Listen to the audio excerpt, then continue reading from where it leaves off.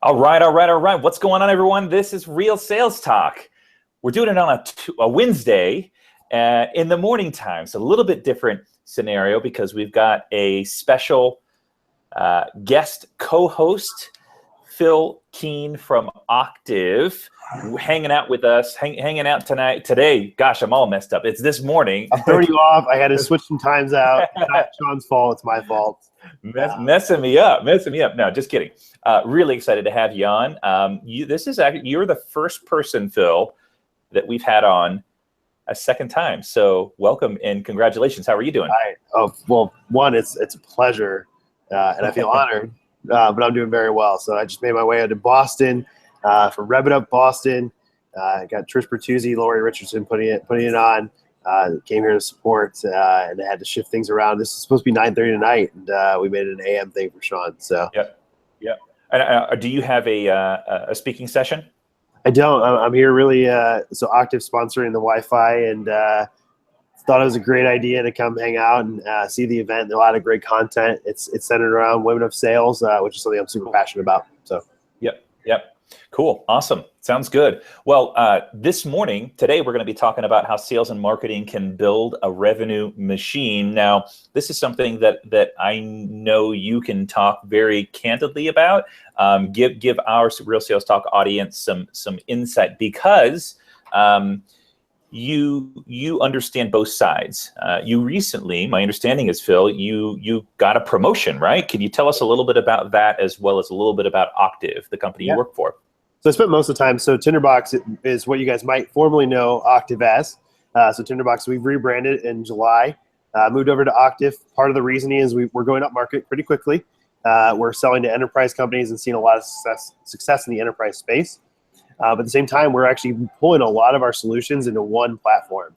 So you can now do presentations, proposals, quotes, contracts, and contracts could be anything like an MSA or an NDA or a scope of work that you're using inside the sales process. You can do it all in one platform. So that's really what Octive does. It's part of the name change. Why we went to Octive is because we decided to build this into an entire platform. Really cool product, having a lot of success. In terms of my background, I started as a BDR, stayed in sales for a long time. Prior to Octive, I was actually selling at a company called Cha-Cha. If you guys used to be able to text message somebody and get an answer back, that was us. Nice. Sold to enterprise companies there. During my time at Octive, I was actually a BDR manager. Then I became a BDR manager / demand generation manager, and now I am over programs at Octive, which means field, channel, social, content. I mean, anything we do to drive demand is something that kind of fits in my wheelhouse. Still figuring out exactly what that means every day, but we got a lot of stuff that we're moving on and working on, and it's a really fun task to take on. So cool. And by the way, congratulations on the newborn. You had a newborn around the same time that I did. So yeah. Congrats. Thank you, appreciate it. And congrats to yourself too. Thanks. How's sleep going for you? It's going. We're good. I mean, it's expected as a new parent. You're gonna lose some sleep, but I'm not one to need a lot of sleep at night, so I'm fortunate in that sense. That's great. Was this your first kid, second kid? Second kid, so 2 boys. Yeah, that's right. So we're in a similar boat. We had our second kid. I got a girl, 4-year-old girl, and then our newborn boy. So we can relate for sure. You're lucky you got the boy and the girl, so maybe your wife can be done. I don't know if we're gonna have to go for the girl, but we'll see. I think my wife wants to throw in the towel. Good. We'll see what my wife and I talk about. Right? She might want to go for a girl. We'll see.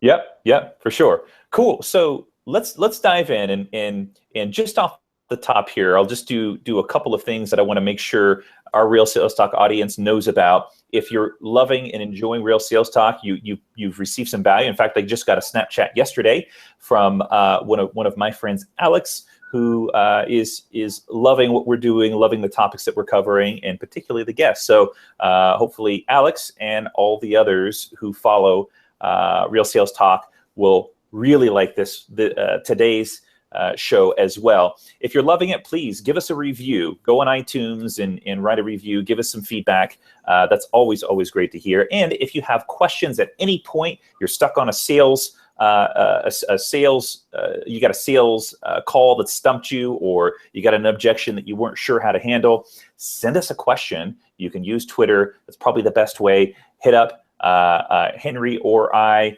or Phill, since you're our co-host guest today. But at any point, shoot us a question, and we'll answer it on the show and get you some answers from some of the leading sales leaders across the U.S. and the globe. So without further ado, let's dive into how sales and marketing can build a revenue stream. So first question for you, Phill, and this is something that we can dialogue about. Yeah. I hear this a lot. I've experienced this a lot. Sales and marketing don't work well together in many cases. Why do you think that is? So I think the biggest driver between that is they have different goals. They have different expectations of each other. And they're not clear between the communication between each other of what they expect of each other. So if you look at the conversation between marketing and sales, marketing might say, hey, I expect you to follow up on these leads in this time frame. This is how fast it should happen. Your conversion rate should be X, Y, and Z. And sales might say, hey, the leads you're sending me, that they suck, so I can't convert that rate. They're no good. It's never going to happen anyways. And in fact, I need more of them, and they need to be bigger and better and faster. Right. So there's all of that, and I think there's some issues when companies don't have like an SDR program or some kind of qualification for marketing. So when they do pass over leads, they're at least qualified enough that it's a good conversation rather than just throwing those things over the wall. So I think there's a lot of the animosity happens because of that. And I think it's pretty well known and pretty well documented that those are some of the issues they have. But the biggest problem, the biggest driver is that they don't sit down in a room together before the year starts, conversation around what is our goals and how are we going to achieve them. That is really, I think, one of the key drivers, and there's not enough communication. And I think even specifically in the SaaS world, they don't involve product enough as well, of saying this is our roadmap of their product and this is what we should be talking about go to market. This is where this should be heading. I really think those three partners inside of the business have to be really tightly aligned. Do you think that, so I see a lot of companies hiring like a chief revenue officer that kind of oversees, sales and marketing, maybe product as well, depending on the organization. Do you think that's a good way to solve that problem of siloed departments? Are you seeing some other ways to solve that as well? I think it depends on your organization.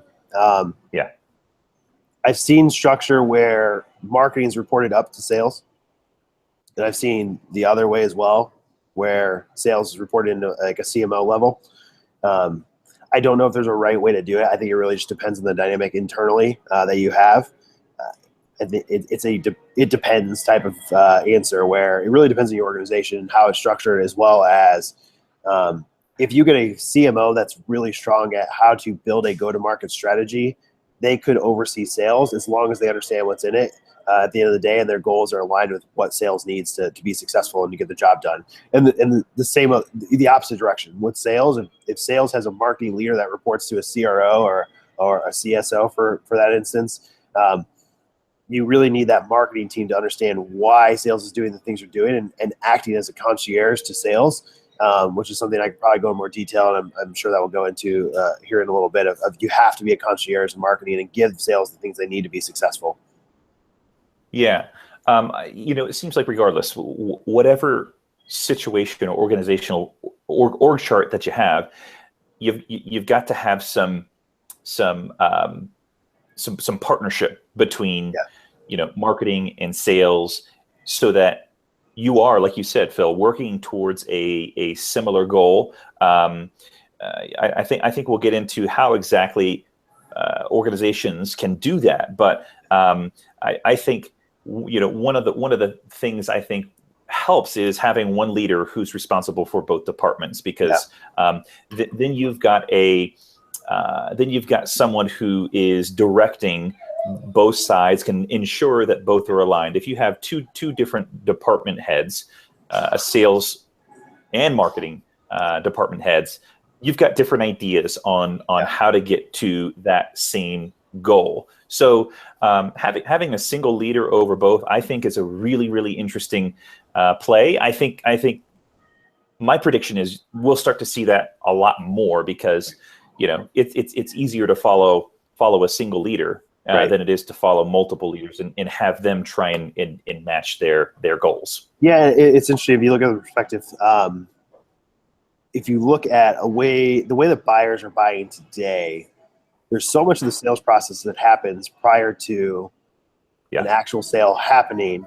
And I think this is part of where the friction in today's sales world that sales has with marketing, or has problems with marketing about, is buyers are either coming to us that are completely qualified or already figuring out that you're not the right choice for them before they even talk to you, or they don't have enough information. So the buyers are so vastly different between each individual. And even in the sense that when somebody goes to find a solution for something like this, there's so many different stakeholders internally for that company that you could be talking to an IT person from one side, or a salesperson from another side, or a marketing person from another side. So you're getting all these different dynamics and all these different people that you're having to adjust to your conversation to. It's a really difficult thing to do for a lot of, especially young salespeople, young sales professionals, or a veteran sales professional that's only sold to a certain industry for a long time in their career. That's where I think if you had that single leader, they can hone that message and work on defining what that message actually is over time, and thinking about it from multiple different personas and lots of different directions and types of conversations they might be having. I think there's a lot of overlap too. When I think about the journey of a lead, usually marketing does a really great job and is responsible for creating exposure, brand exposure, right? They're doing the paid ads, they're doing email marketing, maybe they're starting to incorporate live, Facebook live streaming or Periscope streaming. Marketing's job is to create brand awareness, which creates exposure and warms that potential customer up to the product and what it does. But really, marketing, once someone is ready to kind of step forward, they're kind of closing that first initial sale of that potential customer agreeing to whatever, sign up for a trial or attend a webinar, whatever it is. So it's almost like the first close of the sale. And throughout that sales cycle, there's multiple closes. Yeah. So maybe the first close is get them to agree to a webinar. Yeah. And at the end of that webinar, it's invite them to sign up for a trial. There's the second close. And then somewhere in between there's a business development rep who is, taking that next step in qualifying them, and then passing them off to the account executive, which is then the third close, and so on. So I think there is like this continuum. In my mind, I see a continuum or maybe a sales funnel, and then the marketing department is at the very top, right, filling in that sales funnel, and then kind of leading them through that process until they make a final decision. Yeah. I don't know if anyone's ever formalized that sort of idea, but that's at least how I see it in my mind. Yeah, so I think there's actually a dynamic shift, though. If you look at how sales today works, is the buyer is really the one that's in the driver's seat, and the sales process isn't as linear as it used to be.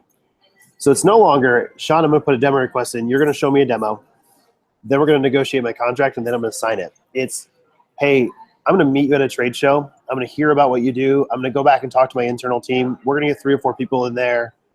And then I'm going to have somebody from one of our partners reach out to us and talk about why your solution works with our solution.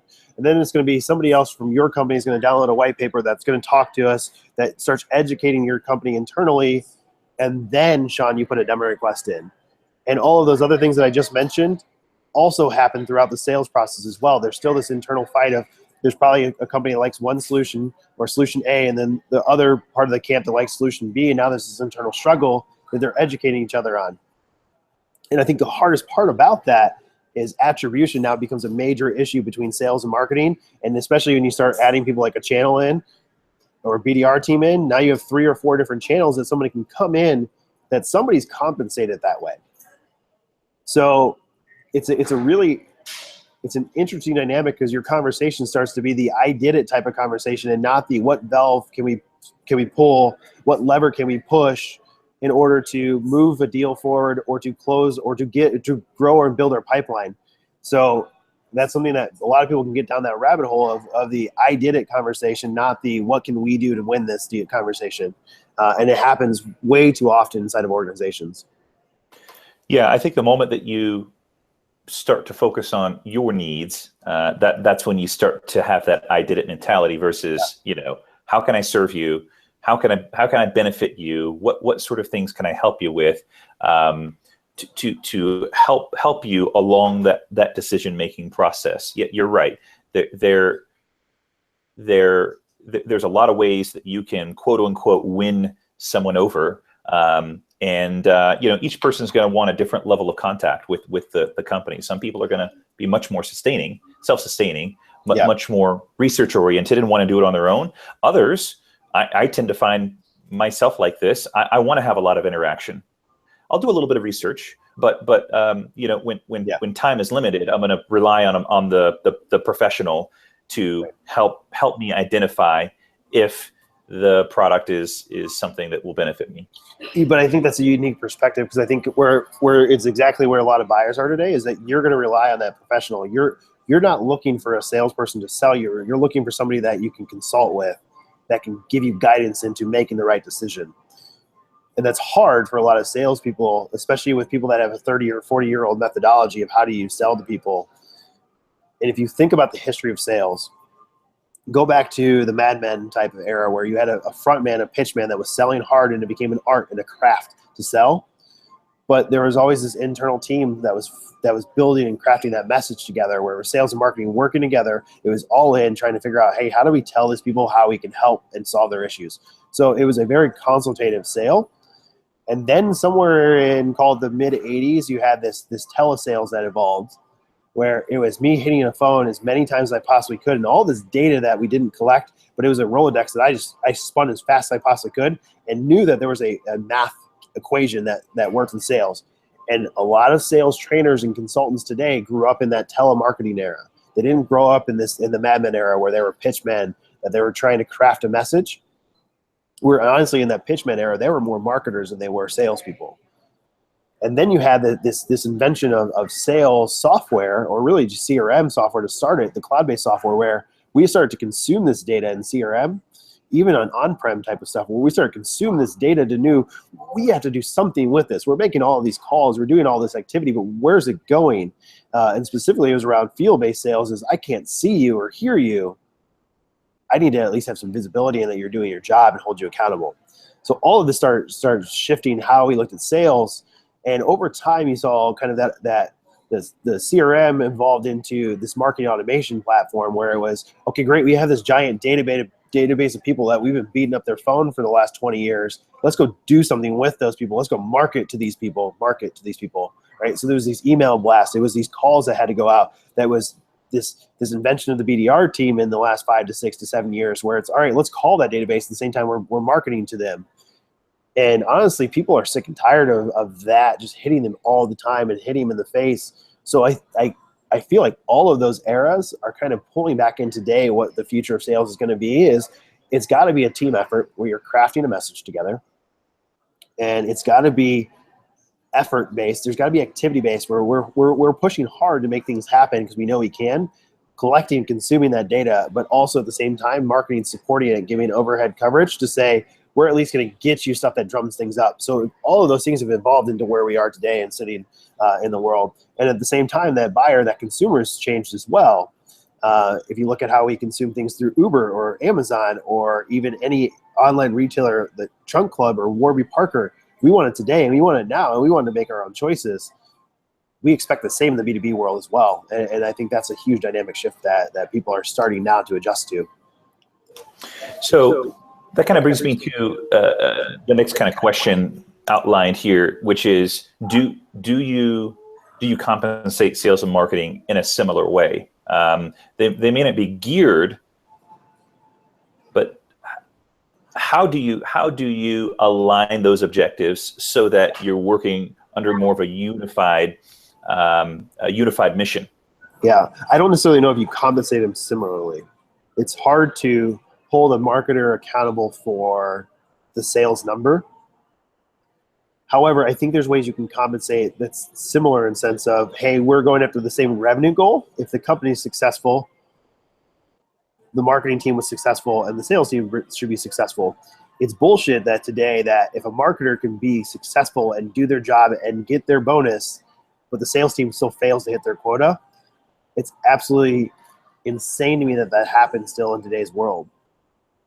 If the marketing team gets 50,000 followers on Twitter, that's wonderful. If it doesn't drive leads and doesn't buy you a beer, that's a quote from Matt Hines, right? If it doesn't buy you a beer, who cares, right?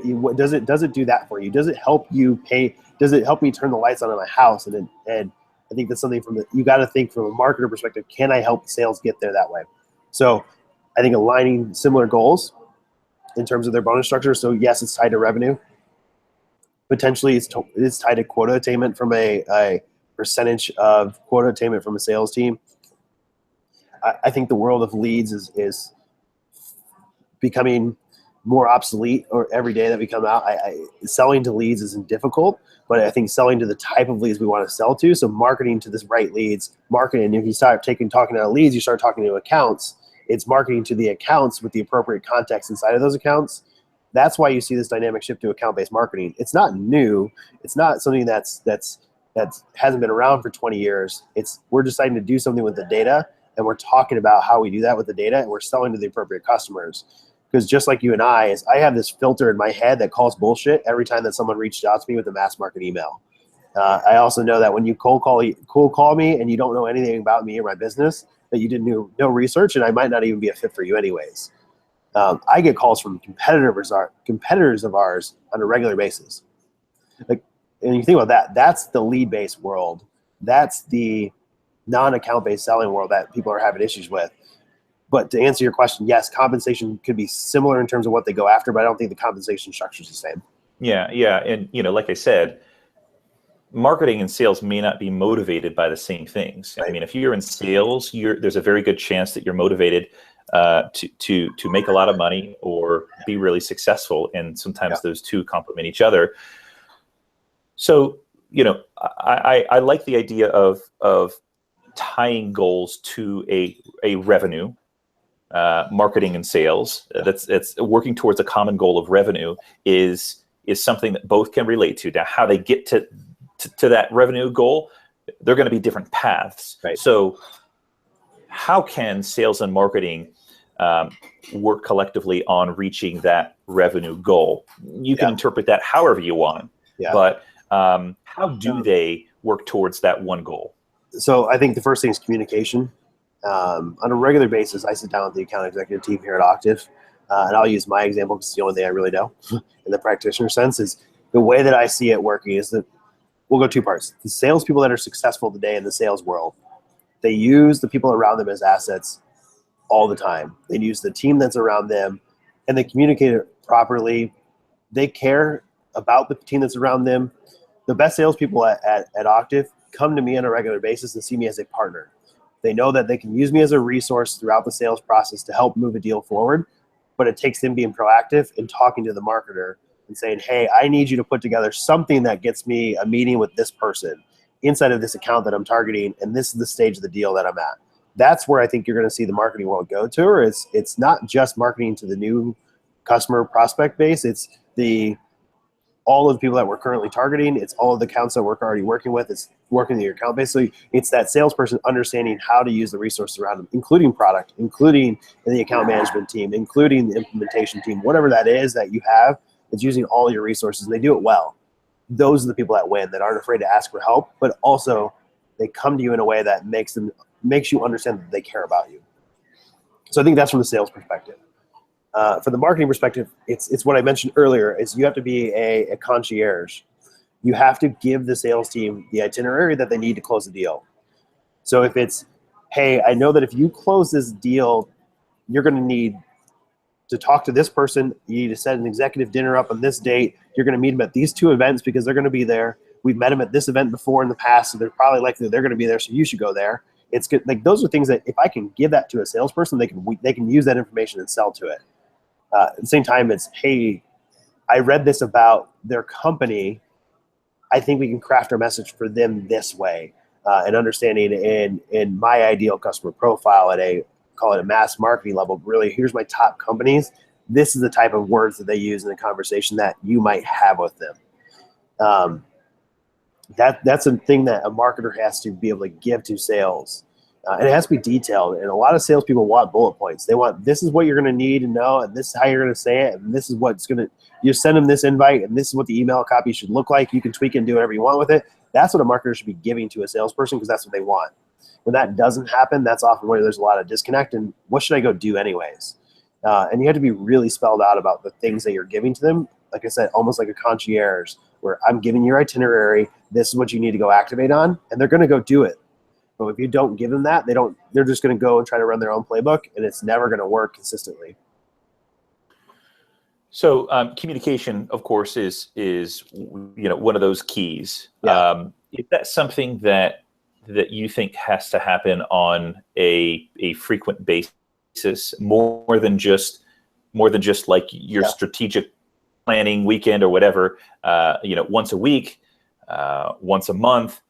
Yeah. How can both sales and marketing ensure that communication is tight and both are working on the same goals? So if you look at my calendar, the way I interact with sales, I'm in the weekly meeting for the sales leadership team every week. And inside of that meeting, I'm presenting the things we're going to go do. I'm also taking requests for things that they need from the marketing team to if I'm selling to a large enterprise customer and I need a deck that's just their deck, that just kind of walks through our story for them, that's in their voice, that's a request they can make to me that I can give to them. If I need to find a way to get to Boston so I can have a conversation with these 3 companies because they're there, I have to find a way to get them to Boston with some reason that makes sense for them to be there. Those are things that they can make requests on that happen for me. And after that meeting, we always have a weekly stand-up. We talk around what deals we're currently working that week, and I'm in that meeting listening to deals that are being worked, and I can think of ideas of how do I help push those deals forward if there's something I can do to help them. And that's even helping them craft handwritten notes, is helping them put together boxes, care packages, that kind of stuff. Like that stuff that we want to be involved with in marketing to make sure they have what they need to be successful. So for you, specifically in your role, Phill, are both marketing and sales reporting directly to you? No, so I report to a CMO, and then there's also a COO that really kind of takes over the sales organization. So there's both that as well as a VP of sales and a director of sales. Really kind of a counterpart to the director of sales in that sense inside of our internal organization. It almost sounds like you're the liaison between sales and marketing, though. That's sort of the impression that I'm getting. Yeah, and I think it kind of naturally happened because I kind of was a liaison just from the BDR perspective, which the BDR role itself sits between sales and marketing naturally, and there's a lot of discussion of where that actually reports to, which is why it naturally pushed me to marketing. And then now it's just in terms of just personal growth path. I like the marketing route. I want to understand this go-to-market strategy that we have for marketing, and it was just a natural fit to kind of sit between the two, because I understand how to actually sell a deal, because I've been in sales before. And we're selling sales software to salespeople, so we need that in marketing, the ability to think like a salesperson in a marketing perspective.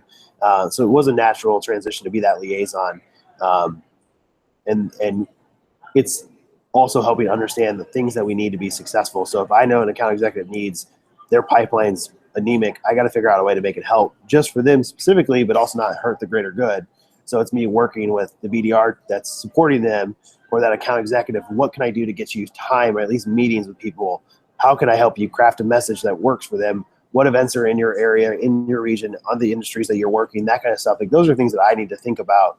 But yes, I would. It's definitely that liaison between sales and marketing.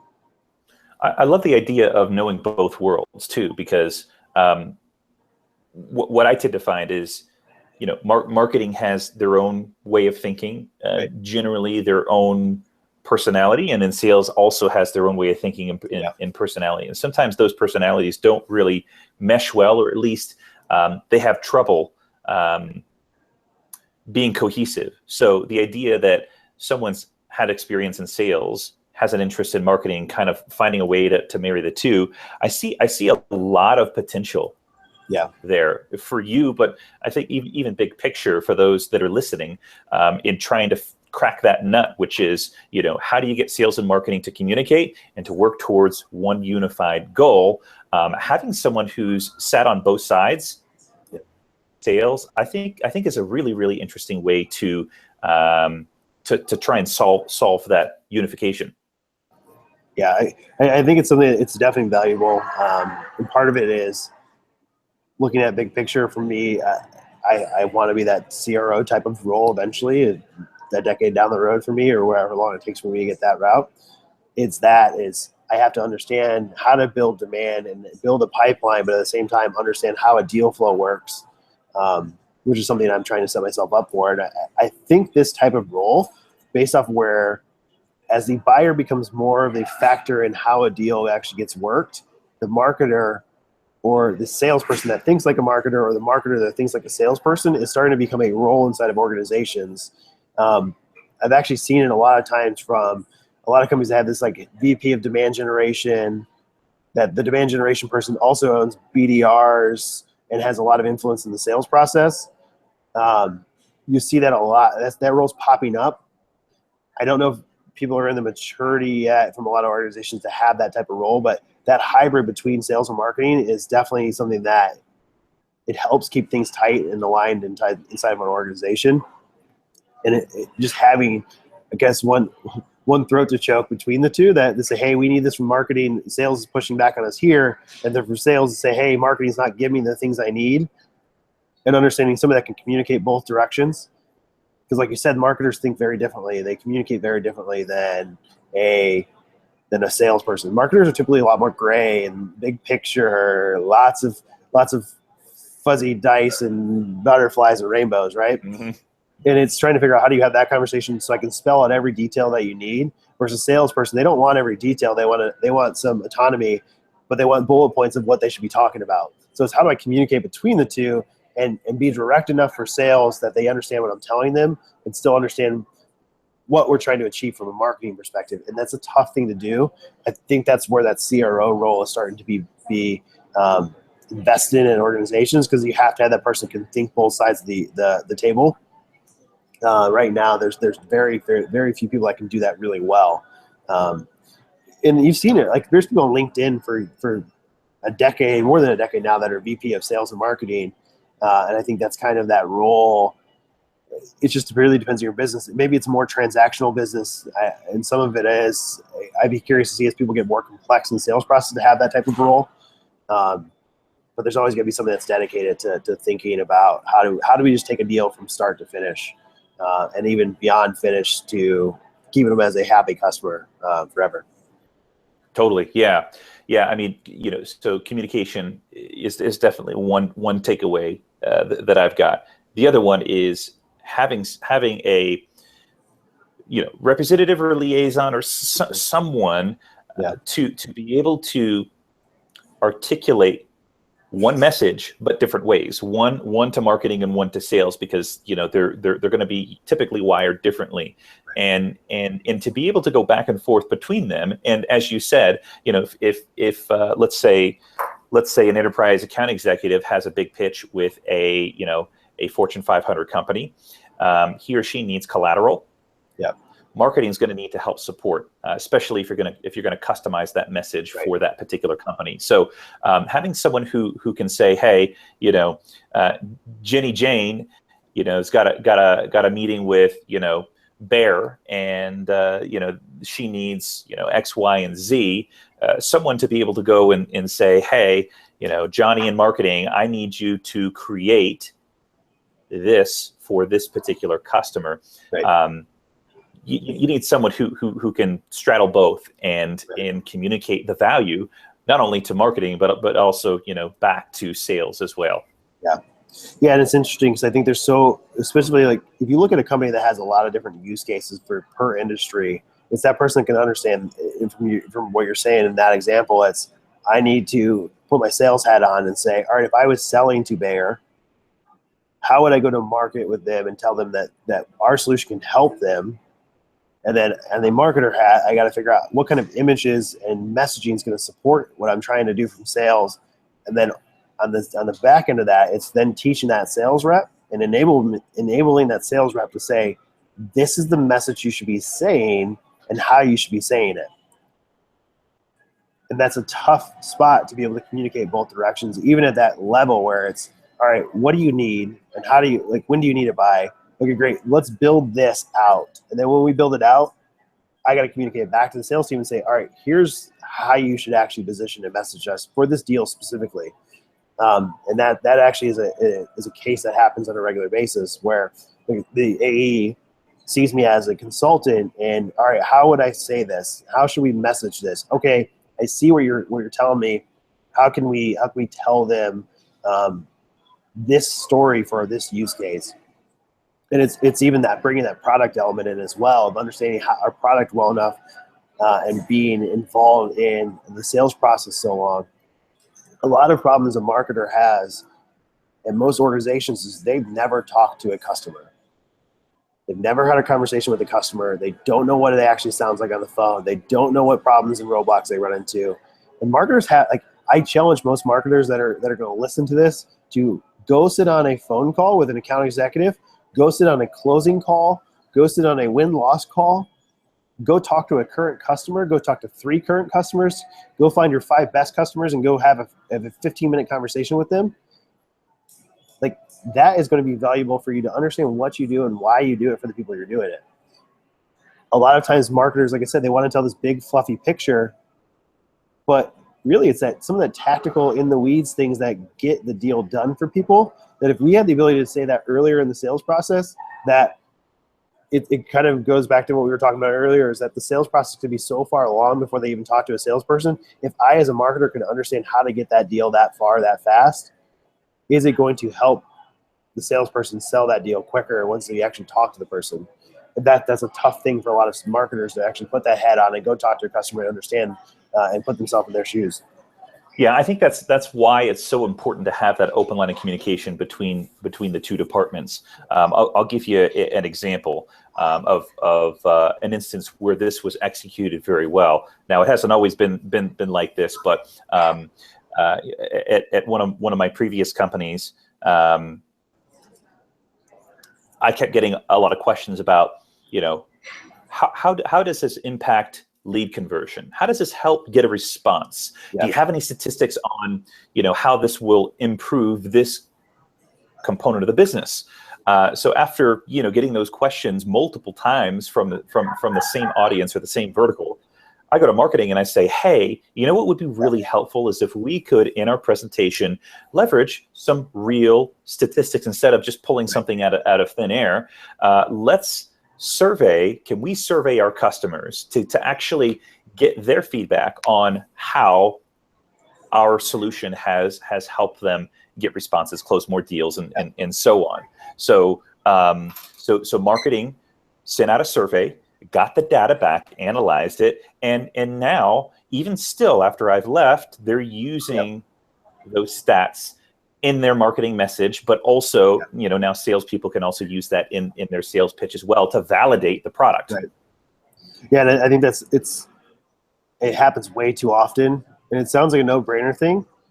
And it's that type of thing that marketing and sales get disagreement on, which is sales thinks it's super easy just to push out this survey to customers, and marketing, they're a little more methodical. Okay, why would I do it that way?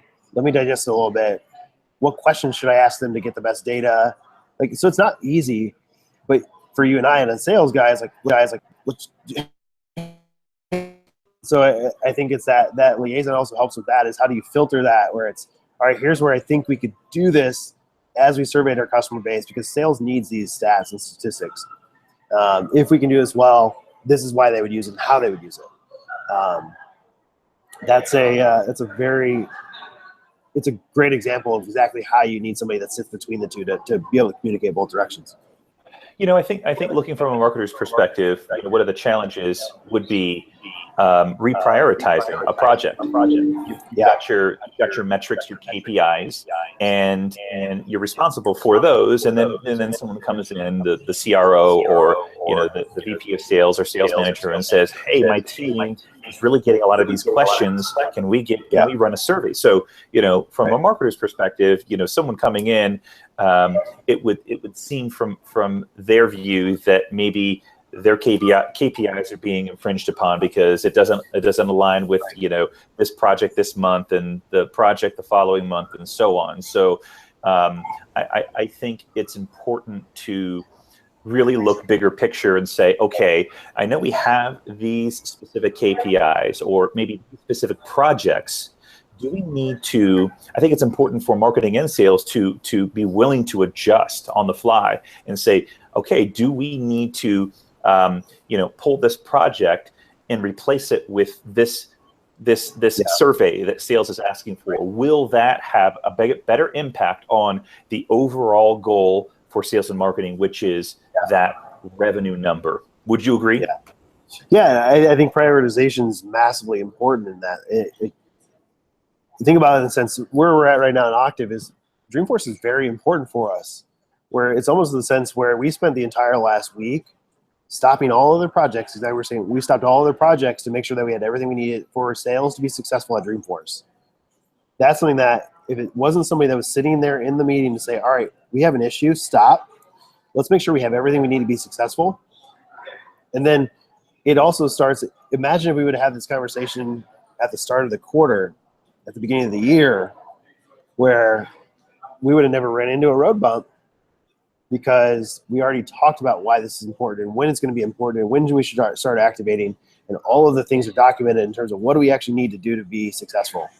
And that's a lot of issues that happen, and why people kind of stall out is because there's not that sense of urgency on the right projects, and that liaison between sales and marketing also has the ability to kind of filter and say, all right, I'm going to call BS on this from sales that it doesn't need to be done today. It's not priority number one. This is priority number one, stay focused. But it's also whenever there's a sense of urgency that comes from sales that says this is priority number one, we need it, it's a fire, we need to have it happen, that they understand the sense of urgency and why it's important to also say, all right, marketing, this is actually a fire, stop all projects and make things happen. So I think that's where you have to have that person can filter and do it well. Yeah, totally. So when I think about the ideal sales and marketing strategy or funnel, I think of a few things come to mind, and I want to get your opinion as well. When I think about the ideal process, sales and marketing process, I think of course it has to align with the revenue goal, and work down from there, but I think reserving some time, maybe 25% is the number that comes to mind. Reserving 25% of sales and marketing for things that can be done on the fly should be reserved.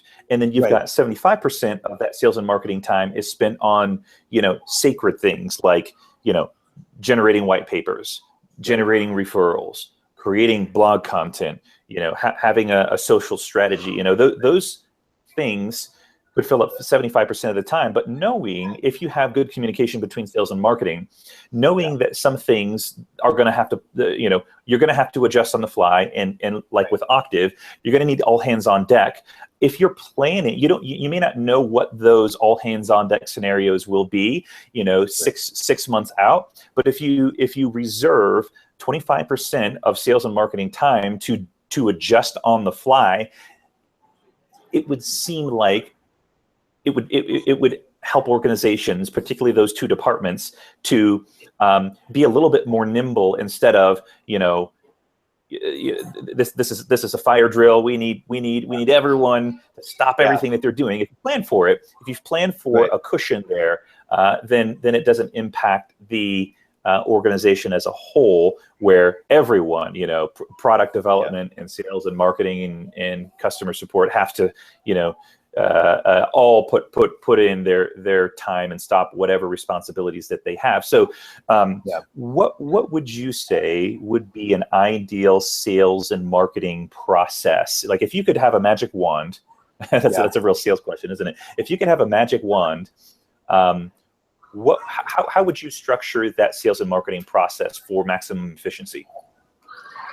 It's a tough question because I really only lived in the SaaS world or technology world. So from that perspective, I'm partial to having a BDR program in terms of generating outbound opportunities that are pure cold call, email prospected, and done from a BDR. I'm partial to having that as a liaison between sales and marketing. I am firmly in the camp of having an account-based strategy, slowing things down and knowing that when I reach out to you, Sean, I know why I'm reaching out to you. I know what your use case is. I know how things should work. But also at the same time, having a lot of that traditional mass marketing in the background that's keeping buzz and demand generation up. So I like having both of those things where you have an account model that you're trying to target your 1,000 or 5,000 companies, and then you have really the BDR program supporting that and outbound efforts supporting that account-based marketing effort. And then at the same time, it's alignment from sales, where sales is really the one that's driving the high-level conversations. So reaching out to C-levels, working to get referrals, having conversations with the appropriate stakeholders internally, helping build out deal strategy for a BDR, where the BDR then knows what they can be talking about from use case. And really, I think there has to be really tight alignment of these are the people we're going to go after, and this is why we're going after them. And then having that mass market piece in the back end that's really kind of keeping the funnel, call it 20 to 30% of the funnel full. And then the outbound effort from the account-based model covering 30 to 50%, depending on your model and your company. And then the rest of it's covered by BDRs and sales. I think that's a really strong model. It takes a lot to be very, very targeted and be very specific with your message, and it takes time to craft a good message. And with that, you really have to understand your product messaging, then you have to understand your content message that you're putting together with that. And then I think that strategy that can actually work and doing the appropriate things to get noticed. I always think of it as a sense of how can you shake a tree hard enough that the apple falls off? It's like, how can I make enough noise inside of a company that one person I need to speak to says, hey, Sean, I know that you've been reaching out to an organization. I've heard of you. Let's talk. And that's a perfect scenario. It doesn't always happen that way. But if I'm looking at a VP of sales, I need to reach out to his counterpart in marketing. I need to reach out to his counterpart in sales ops. I need to understand that all the players that are in this conversation, all those stakeholders that are in the conversation before I even reach out to that VP of sales, even to the sense of talking to his top sales rep and figuring out the problems that person that I can remove for them with our solution. Those are things that in a go-to-market strategy have to be super simple for people to understand that we're going to go after the right companies and we're going to make sure we fill your pipeline. And it doesn't always work perfectly. It takes time. Hey.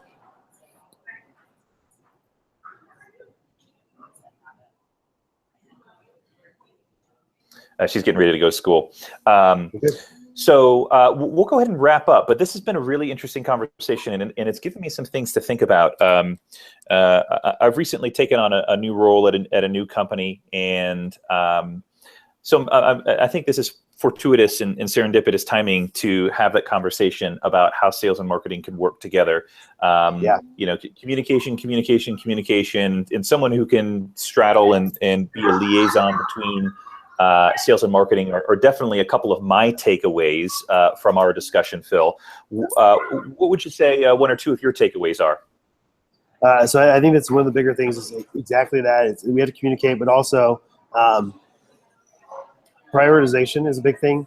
Make sure from what you and I talked about it as we talk, I have to know when to lay things down and pick up the right things. That's a really big issue for a lot of companies to have. Is they want to push on all things at once, and you have to know when to push on the right things. Yep. Like for example, when you really want to stick the landing with Dreamforce, right? Right. You know, exactly. you gotta know when to prioritize that and make sure that the company is well represented and has the right things in place to make it successful.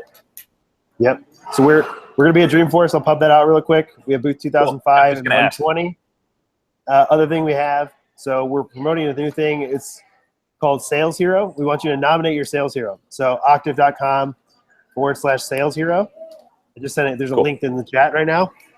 Octive.com/sales hero. Nominate your sales hero. The person that inspired you to do well in your career. Tell their story and why they helped you get to where you are. If you could do it via video, use hashtag sales hero, or go ahead and drop it. There's a form inside of that link. That's what I got to pub. Nice. Cool. Awesome. No, I was just thinking that direction. So you read my mind, and it was definitely appropriate. Cool. So Phill, thanks so much. Really appreciate your time today. And for those that are listening along, you can get the re-recording of this on YouTube, iTunes, Stitcher, and Google Play. If you haven't done a review yet and you're digging what we're doing here, please write a review. It would mean a lot to us and helps get the word out. And then in the next episode, since we've done this one a little bit earlier in the week, the next Real Sales Talk episode will be on October 2nd, Sunday, October 2nd in the evening. I may not be able to make it because I'll be celebrating my wife and I's wedding anniversary that weekend. So Henry may be running this one. Awesome. Thank you, everyone. Thanks, Phill. And we'll see you on the next Real Sales Talk. Have a great day, awesome. everyone. Later, Sean.